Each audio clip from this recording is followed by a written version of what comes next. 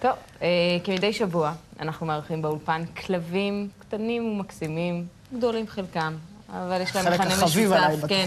הם מחפשים בית חם, אבל איתנו גם הבוקר דליה כמון, שהיא מטפלת בעזרת בעלי חיים. קצת דליה, עד שהכלבים ייכנסו וכל החבר'ה ייכנסו, נספר קצת על הספר שלך.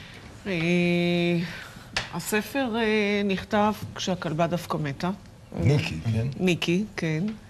והוא בא באמת לתאר את העבודה שלי ושלה. עבדנו שתינו ביחד עם ילדים.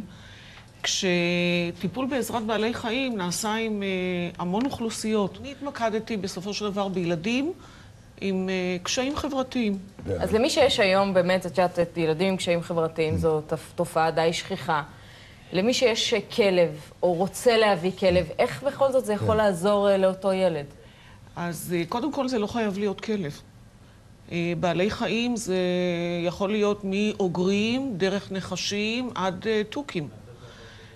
כלב פשוט זה בעל חיים שיש הרבה יותר אינטראקציה איתו. אבל הערך הכי גדול של בעלי חיים זה שהם מקבלים אותנו בכל מצב. אז יש באמת אבל איזה נקודות שכדאי לעמוד עליהן למי שיושב וצופה בבית ורוצה לשפר את האינטראקציה בין הילד לבעל החיים? בואי נעשה הפרדה, יש פה שני דברים. יש משפחות שיש להם בעלי חיים בבית, וכדאי להעביר אל הילדים משהו יותר אחריות, אבל זה מה שהספר כאן עושה, הוא פונה גם להורים. והפורמט הוא פורמט כזה, שיש בסוף כל סיפור שמתאר תהליך, יש פה פנייה להורים.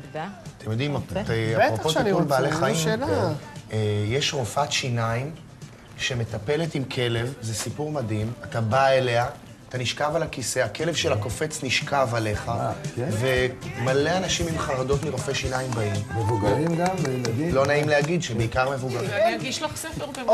הנה, גם מתנת יום הולדת יש לך. יכול להיות יותר טוב מזה? יכולה להיות חגת ומעומדת טובה מזה? לא, תודה רבה. שיהיה לכולנו, יום נפלא. מזל טוב, כבר אמרתי לך? אפשר לתת לך נשיקה? הולדת שמח.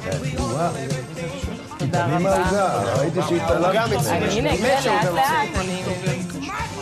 קצת מבוכה. אני אחלק לכם אולי שוקולדים. כן, בבקשה. זה פרחים מפלסטיק?